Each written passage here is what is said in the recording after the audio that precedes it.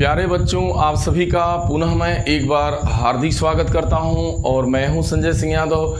और जैसा कि आप जानते हैं कि हम लोग जो है एक नवोदय विद्यालय प्रवेश परीक्षा और विद्या ज्ञान प्रवेश परीक्षा को लेकर के जो है हम आपके लिए कुछ प्रयास कर रहे हैं। जैसा कि आप जानते हैं कि हमारे ग्रामीण अंचल के बहुत सारे बच्चे होते हैं जिनके पास जो है अच्छे से ना ही ट्यूटर मौजूद हो पाते हैं, ना ही उनके पास अच्छी कोचिंग क्लास मौजूद हो पाती है, या अच्छी कोचिंगें हैं भी तो उनके अभिभावकों के पास इतना पैसा नहीं है कि वे जो है ऐसे कोचिंग संस्थान में अपने बच्चे को भेज पाएँ। तो इसी उद्देश्य को पूरा करने के लिए मैं आपके बीच जो है लगातार एक सीरीज लाने का प्रयास कर रहा हूँ। ये मेरा दूसरा एपिसोड होगा। इसके पहले मैंने जो है एक एपिसोड बना चुका हूँ जिसमें जो है गणित से जुड़े कुछ महत्वपूर्ण सवाल थे और साथ ही साथ जो है उसमें रीजनिंग यानी जो तर्क से जुड़े सवाल आपसे पूछे जाएंगे, क्योंकि गणित एवं रीजनिंग यानी गणित एवं तर्क इन्हीं से संबंधित, और आपका जो दूसरा सब्जेक्ट होता है वो आपका भाषा है। तो पहले हम लोग गणित एवं जो है आपके तर्क यानी रीजनिंग के ऊपर बात कर रहे हैं, और हम लोग एक टॉपिक लेते हैं और एक टॉपिक से जुड़े जितने भी क्वेश्चन अब तक जो है आपके नवोदय विद्यालय प्रवेश परीक्षा में पूछे गए हैं साथियों, प्यारे बच्चों, और उन्हीं से जुड़े जो है हम लोग क्वेश्चन लेते हैं। और इस वीडियो की बहुत बड़ी खासियत ये होती है कि हम यहाँ पे आपके लिए कॉन्सेप्ट लाते हैं बहुत आसान भाषा में, सरल भाषा में, आपके गांव ग्रामीण अंचल के परिवेशी भाषा में, ताकि आपको समझने में, क्योंकि प्यारे बच्चों गणित के अंदर कॉन्सेप्ट ही पावर होता है, बेस ही पावर है। क्योंकि यदि आपको अच्छे से बेस नहीं पता है, बेसिक नॉलेज नहीं पता है, तो फिर आप क्वेश्चन को अच्छे से ना ही कर पाते हैं, ना ही समझ पाते हैं। बस आपको यहाँ पे एक बार अच्छे से पूरी वीडियो को कंप्लीट देख लेना होगा।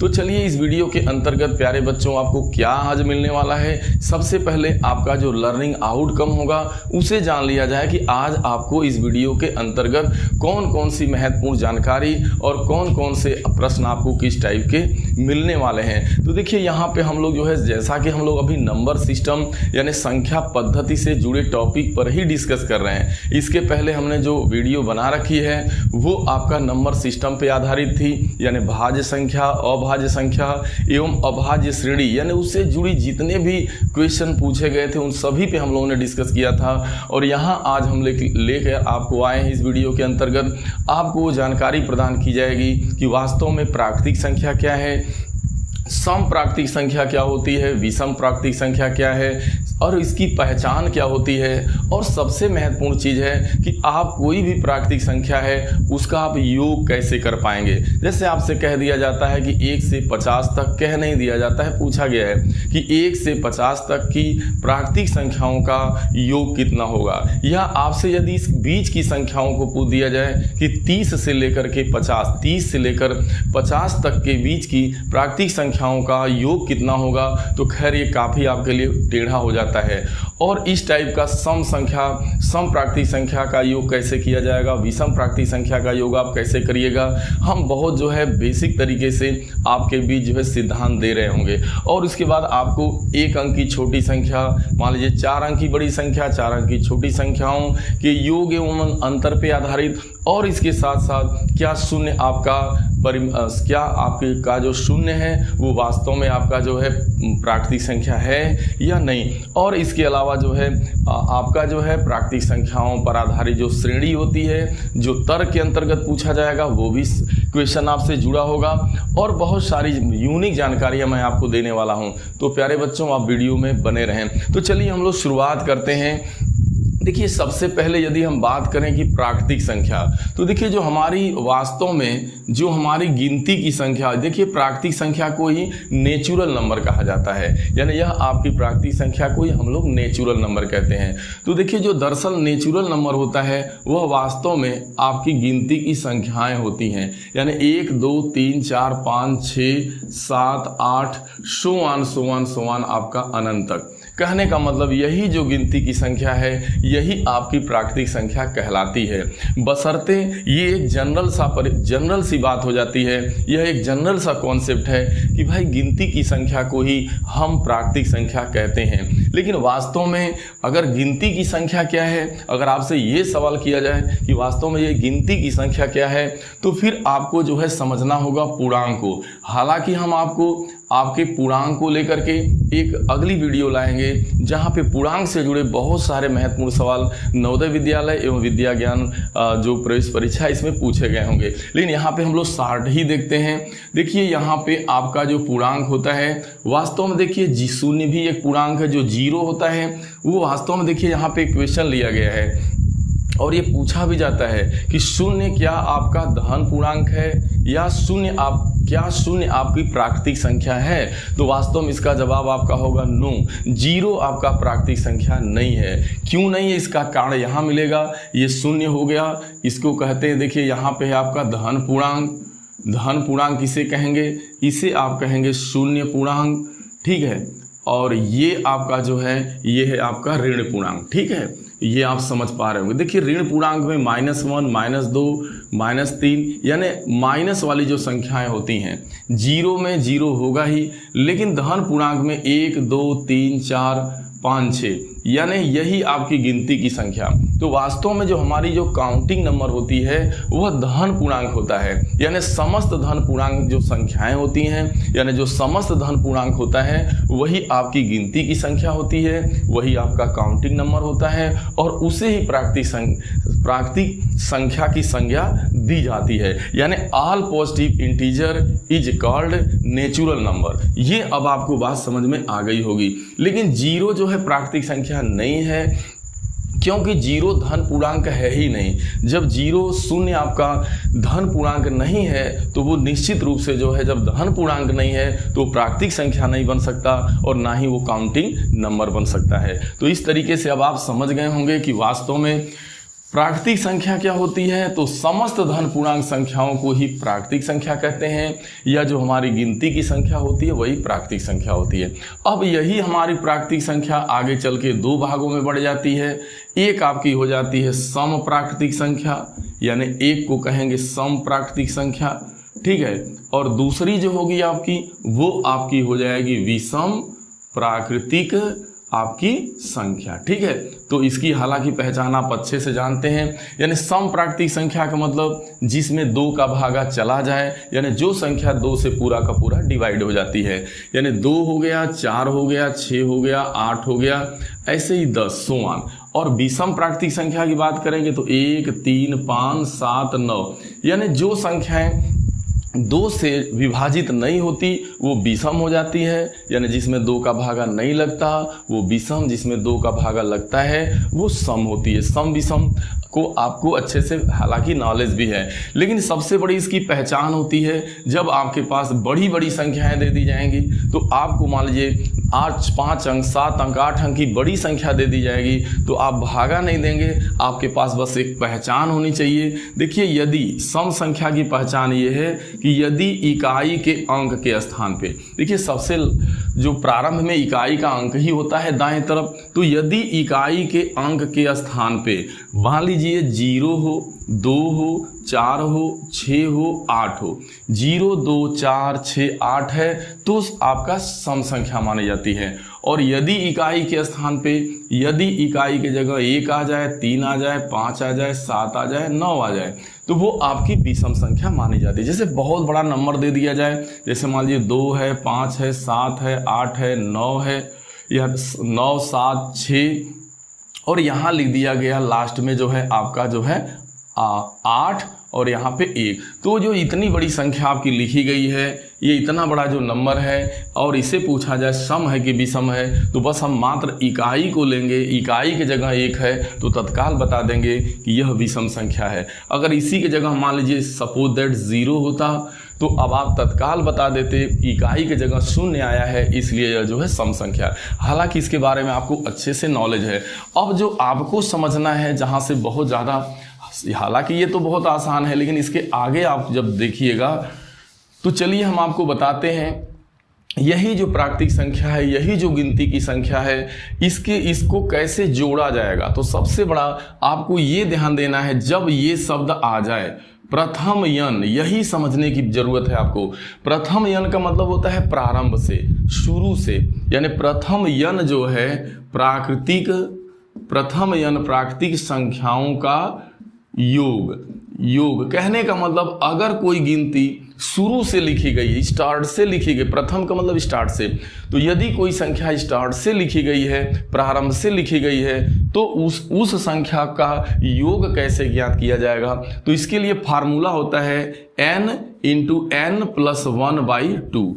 ये आपका होता है, या इसे आप कह सकते हैं कि गिनती की संख्या को जोड़ने का, यानी प्राकृतिक संख्या को का योग कैसे निकाला जाएगा? तो वो यही फार्मूला होता है आपका n इंटू n प्लस 1/2। अभी आपको बात नहीं समझ में आ रही है? जैसे यहाँ पर एक क्वेश्चन लिया गया है, वो ये है, आपका पूछा गया है नवोदय विद्यालय में कि प्रथम जो है आपका है, प्रथम मान लीजिए दे दिया, प्रथम दिया होगा यहाँ पे, प्रथम मान लीजिए प्रथम 50, ठीक है, प्रथम 50 क्रमागत, या इसी को दे सकता है प्राकृतिक संख्याओं का योग। ध्यान में रखना है। बताओ, मान लीजिए यही आपसे सवाल पूछ दिया गया कि प्रथम 50 क्रमागत संख्या का योग बताओ। अब देखिए, क्रमागत से भी मतलब होता है क्रम से आने वाली संख्याएं, बिल्कुल क्रम से आएंगी।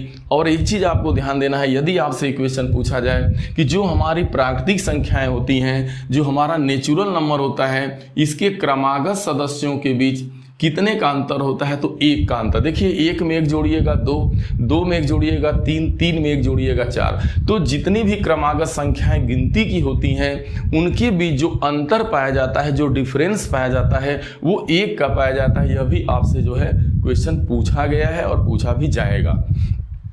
अगर आप, चलिए पहले इसकी बात कर लेते हैं, तो फिर हम लोग सम विषम की करेंगे। तो यहाँ पे आप समझ पाए कि गिनती की संख्याओं में क्रमागत जो अंतर होता है, डिफरेंस होता है, वो 1 का होता है।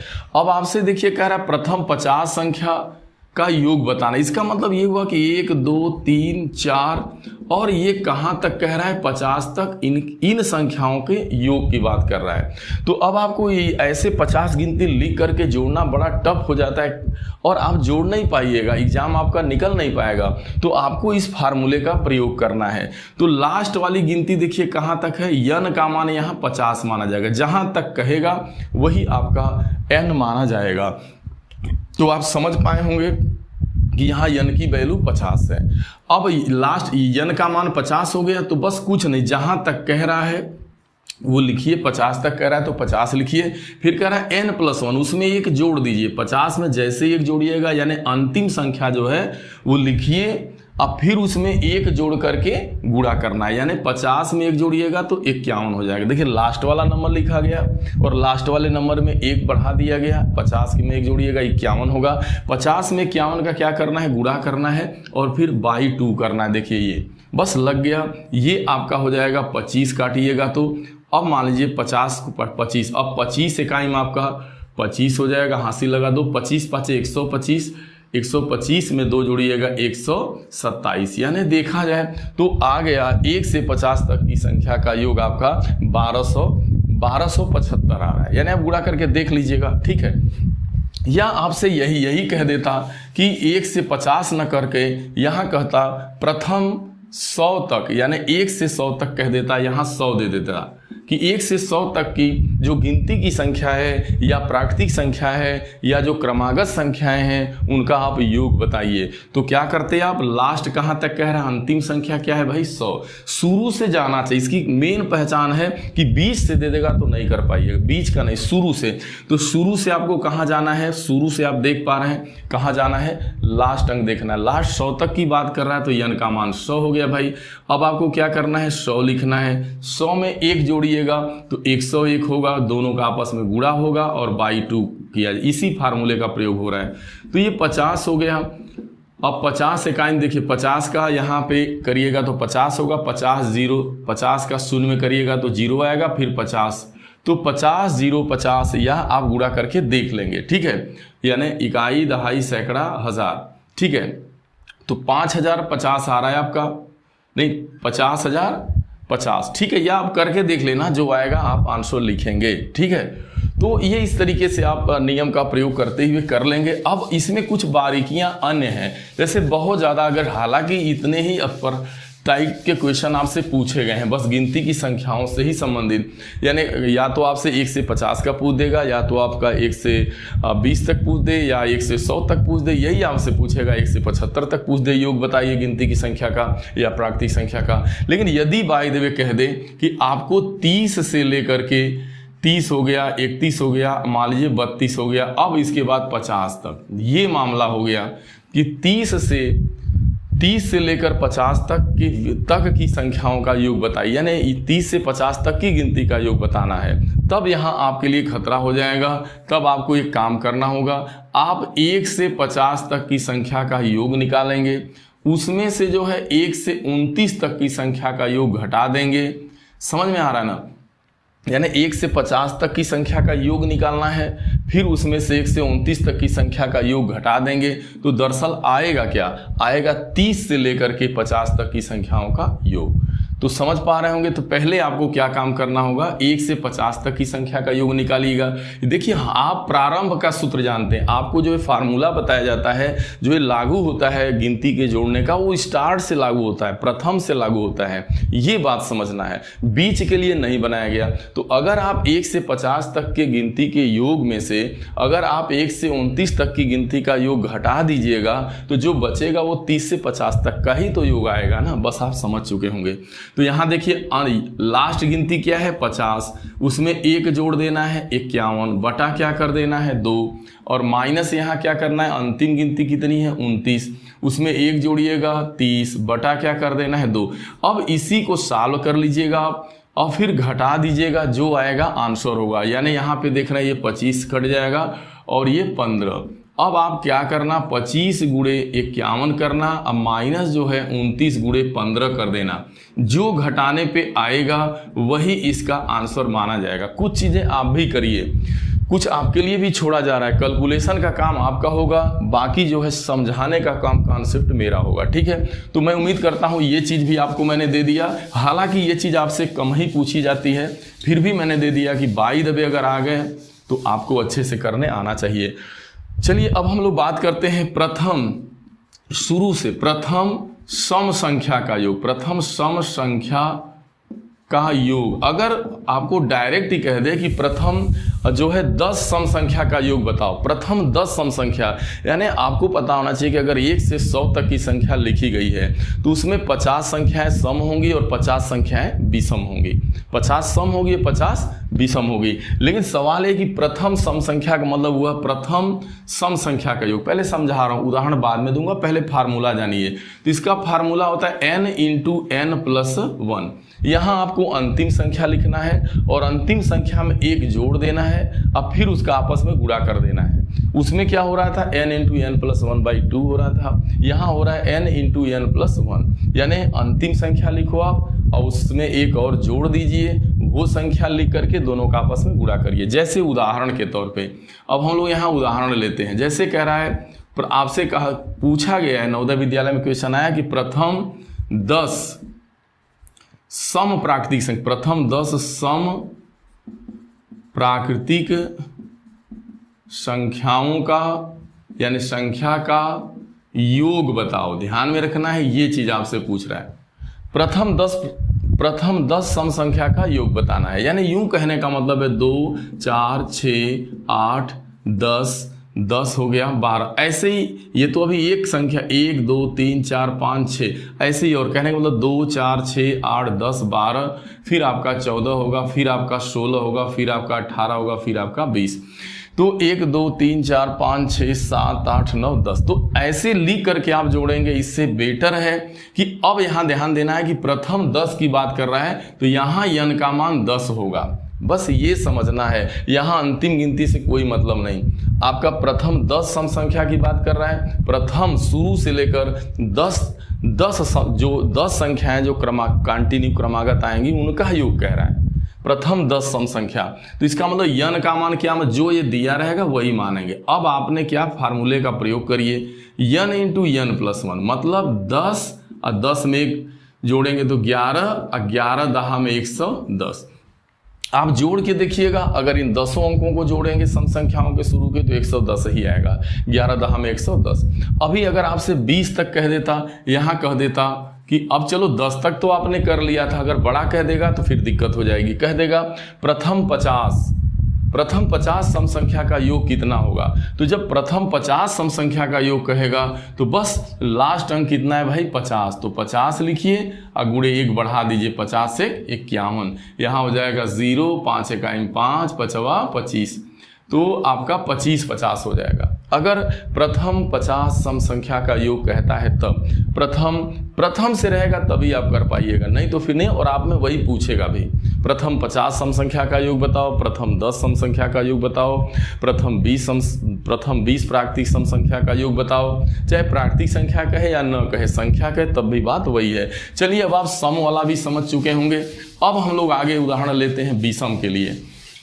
तो विषम के लिए क्या होता है कि प्रथम जो है, प्रथम यन विषम प्राकृतिक आपके संख्याओं का योग, इसका जो फार्मूला इजाद किया गया वो n² किया गया।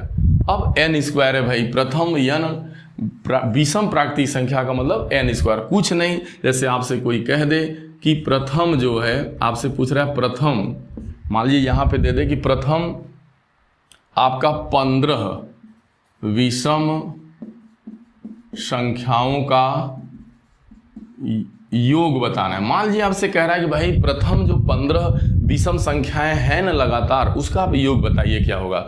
तो कुछ नहीं, कहाँ तक बात करें, प्रथम 15 यानी यन का मान यहाँ 15 माना जाएगा। यन का मान कितना माना जाएगा 15। अब यन का मान 15 है तो फार्मूला क्या कहता है, योग कैसे निकलेगा। तो योग का फार्मूला कहता है n² वर्ग कर देना, यानी जो 15 है जो लास्ट गिनती उसका वर्ग कर दीजिए, मतलब 2 बार गुणा कर दीजिए। 15 का गुणा 15 में करिएगा तो कितना हो जाएगा 225। तो ये 15 हम 225, तो ये आ गया आपका। इसी तरीके से अगर आपसे कहता प्रथम 50 विषम संख्या का योग बताइए, यहाँ 50 दे देता, ठीक है। तो फिर आप क्या करते, यहाँ पे यन का मान 50 होता, 50 का वर्ग करते आप। 50 के वर्ग का मतलब 50 का 2 बार गुणा, यन वर्ग का मतलब हुआ यन का 2 बार गुणा, 50 गुणे 50 तो 2500 आता। तो इस तरीके से आप समझ पाए कि आखिरकार हम जो लगातार जो गिनती की संख्याएं होंगी उनको हम कैसे जोड़ पाएंगे, और बीच की संख्या दिया है उसे भी हम कैसे जोड़ पाएंगे। और यहाँ आपने देखा सम संख्या का योग कैसे निकलेगा, प्रथम और विषम। लेकिन ध्यान देना है ये स्टार्ट से। अब ये सारी बातें आपकी क्लियर हो गई।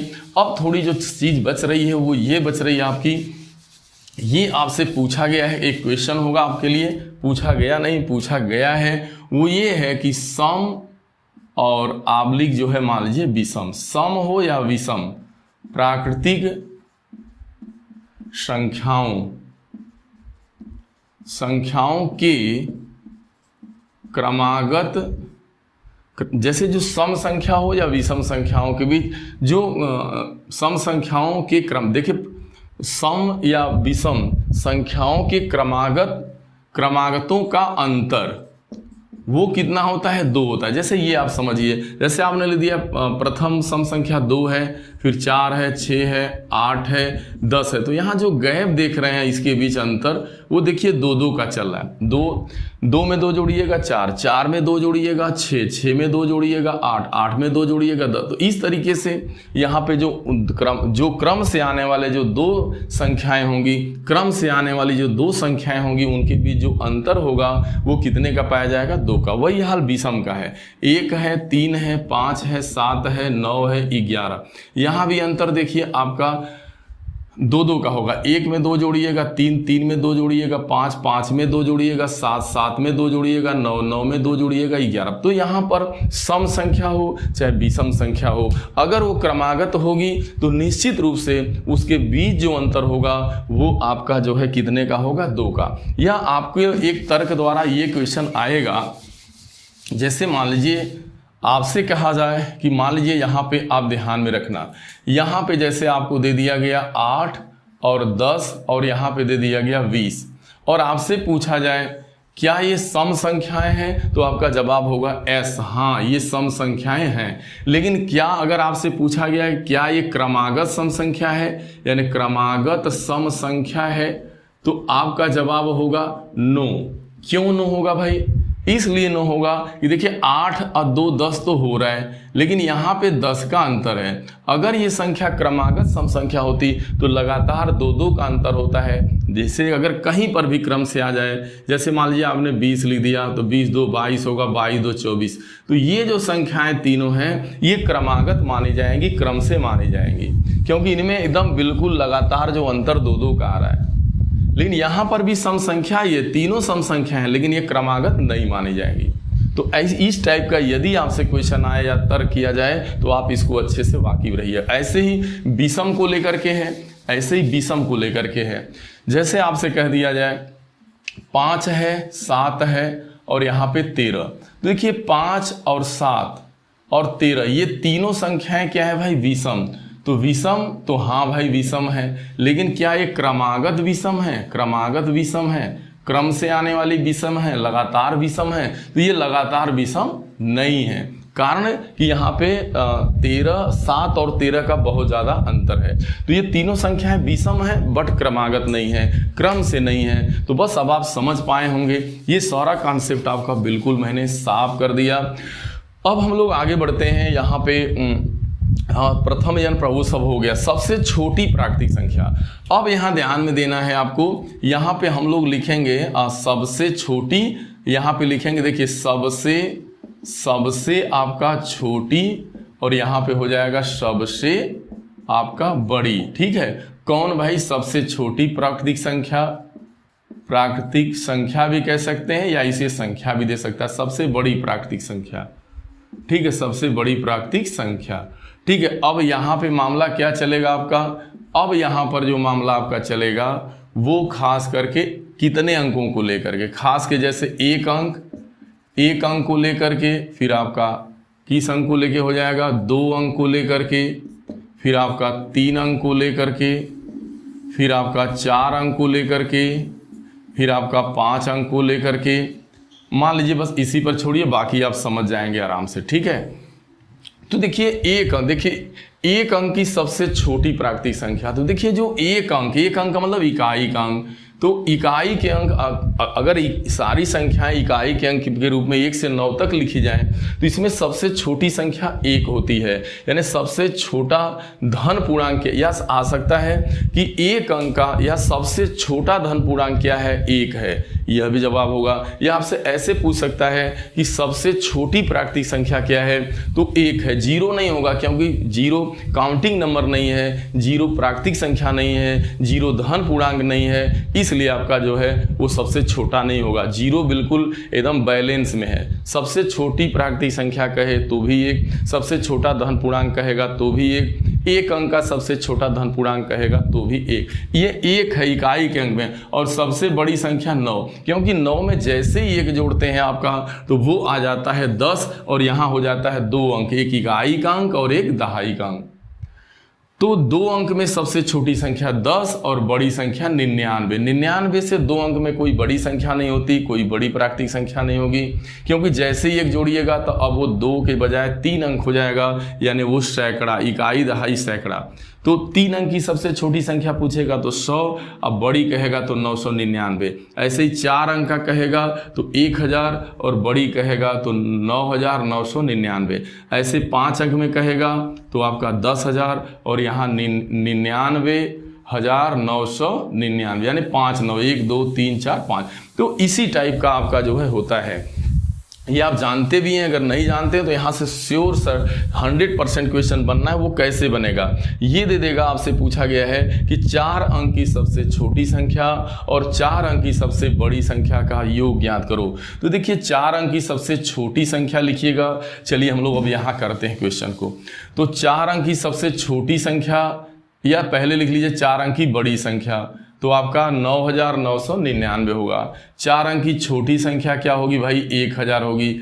अब इसका योग कह रहा है तो आपको जोड़ देना है 9 9 9 और 9 1 10। और अगर इसके घटाने की बात करेगा कि भाई 4 अंक की सबसे बड़ी संख्या में से 4 अंक की सबसे छोटी संख्या आपको घटाना है। अंतर पूछेगा तो 9 9 9 और 8। तो आपसे 4 अंक की बड़ी संख्या, 4 अंक की छोटी संख्या का योग भी पूछा जा सकता है, पूछा जा सकता नहीं है, पूछा गया है। और 4 अंक की बड़ी संख्या और 4 अंक की छोटी संख्या का अंतर माने घटाना। और इसी तरीके से 5 अंक, 6 अंक को लेकर के 7 अंक को लेकर के भी योग एवं अंतर आपसे पूछा जा सकता है, तो आप इसी तरीके से आप कर पाएंगे। क्योंकि जब आप अंक जानिएगा, बस सीधी सी बात है, यूनिट अंक का मतलब समझ रहे हैं, इकाई का अंक, दहाई का अंक, सैकड़ा का अंक, हजार, ऐसे ही यही हमारे अंक होते हैं। ठीक है, तो ये अब आप समझ रहे होंगे। अब हम लोग थोड़ा आगे देखते हैं कौन सी चीज छूट रही है। अब 0 हो गया, सम विषम श्रेणी हो रही। अब चलिए हम लोग केवल बस श्रेणी। अब एक चीज और छूट रहा है, जैसे मान लीजिए यहां दे दिया 7, 0, 1, 2, 3 से बनने वाली, ध्यान दीजिएगा ये क्वेश्चन पूछा गया नवोदय विद्यालय में, 7, 0, 1, 2, 3 से आपकी बनने वाली, ठीक है, बनने वाली आपसे कह रहा है, बनने वाली सबसे, आपसे कह रहा है छोटी सम संख्या की बात कर रहा है। ठीक है, तो सबसे छोटी जो सम संख्या की बात कर रहा है, सबसे बड़ी नहीं, सबसे छोटी, तो जरा ध्यान में रखना है। देखिए यहाँ पे सम संख्या, देखिए इसमें कौन सम संख्या हो सकती है। जैसे आपने 7 लिखा, ध्यान देना है, जैसे यहाँ पे आपने 1 लिख दिया, 1 लिखा आपने, फिर इसके बाद जैसे आप यहाँ 1 लिख दिए, ठीक, पहले तो छोटी की बात करें, जैसे आप 1 लिखो यहाँ पे, अब 1 के बाद क्या आएगा, 1 के बाद आप 3 लिख दीजिए, 3 के बाद क्या आएगा, 7 आ गया। भाई 1 हो गया, 3 हो गया, 7 विषम संख्याएं हैं। अब इसके बाद देखिए 2 क्या है, 2 भी तो सम संख्या है और 0 भी सम संख्या है।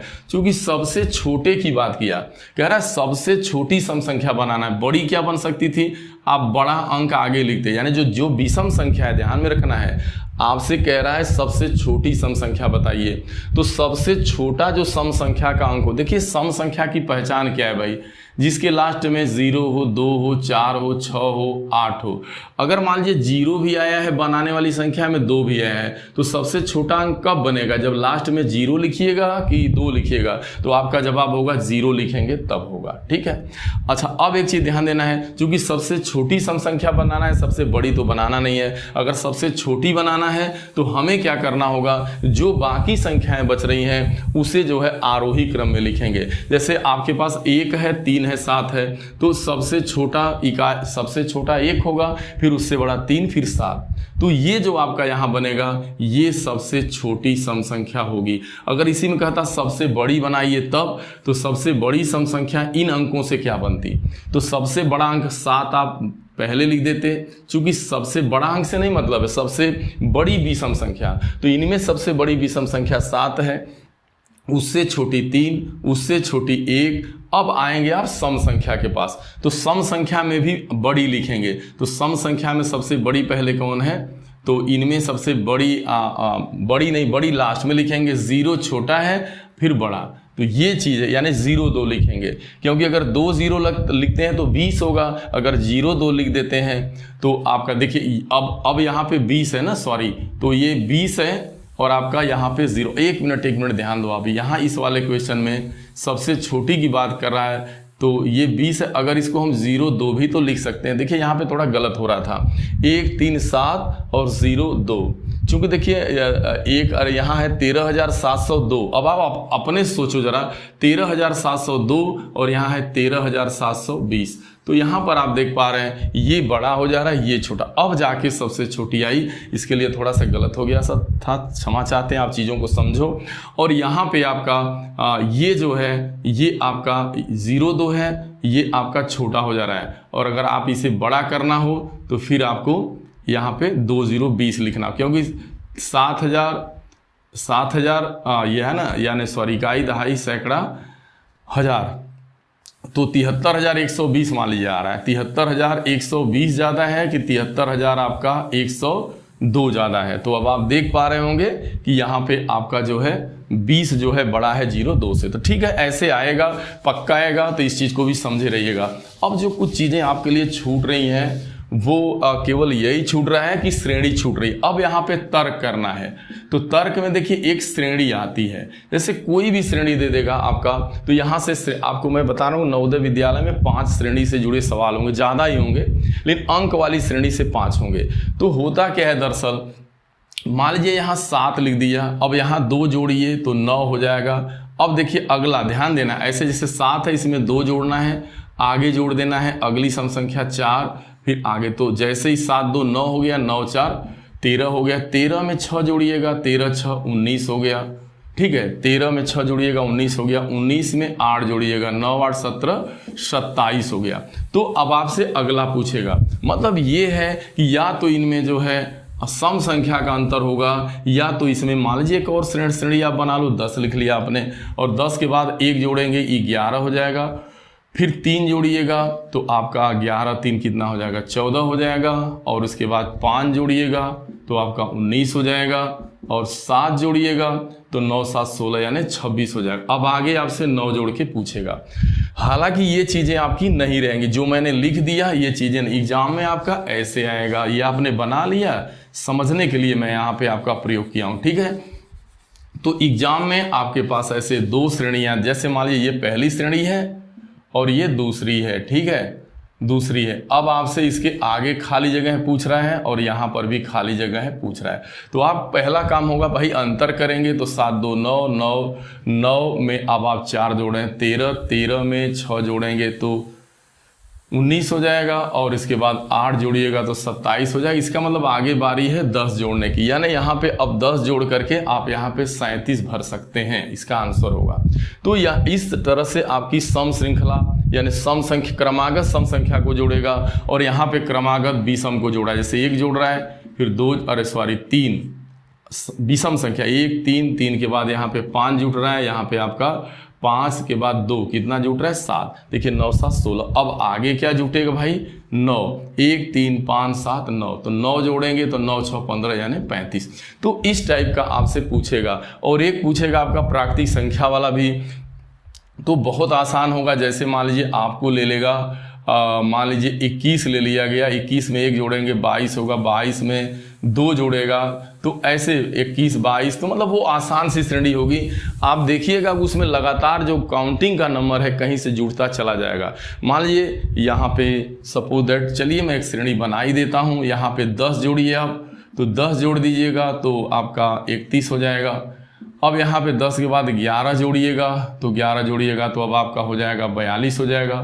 फिर 12 जोड़िएगा तो आपका 2 2 4 हो जाएगा, 4 1 2 2 4 हो गया, 4 1 5 54 हो गया। इस तरीके से देखिए 2 2 4 और 4 1 5, ठीक है। अब आगे ऐसे छोड़ देगा। अब आपके एग्जाम में यही चीज़ दे दी गई है ऐसे, मान लीजिए आपको दे दिया गया 21 31 42 54 और आगे आपसे पूछ रहा है। तो अब आपका देखिए श्रेणी के क्वेश्चन को जब भी हल करिए तो मैं पहला नियम बता रहा हूँ वो यही होता है बेटा कि आप इसका अंतर करेंगे। जो भी क्रमागत 2 गिनतियाँ होंगी उनका अंतर करते चले जाएंगे, आपको एक रूल पता चल जाएगा।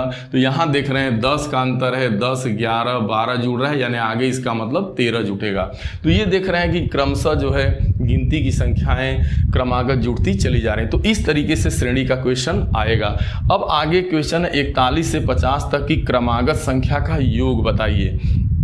अब ये 41 से 50 की क्रमागत संख्या का योग कह रहा है, ये आपसे पूछा गया है। तो हालांकि यहाँ पे फार्मूला निकालने की जरूरत नहीं है, आपसे कह रहा है 41 से 50 क्रमागत संख्या का आपसे योग कह रहा है, ठीक है। 41 से 50, तो इसका मतलब 41 से 50 कह रहा है ना, तो 41 भी लिख लेंगे। 41 क्रमागत है तो 41 42 43 44, यानी यूं कहने का मतलब 41 42 43 44 45 से लेकर के 50, यानी ये आपसे यहाँ तक का आपसे योग पूछा जा रहा है, ठीक है। तो ये ऐसे क्रम से भी जोड़ सकते हैं। बाकी मैंने जो आपको एक नियम बताया था, 1 से 50 तक की संख्याओं को का योग करिए, फिर 1 से 40 तक का योग करिए, 1 से 50 के योग में से 1 से 40 का योग घटा दीजिए, तो बीच की संख्या का योग आपका मालूम चल जाता है।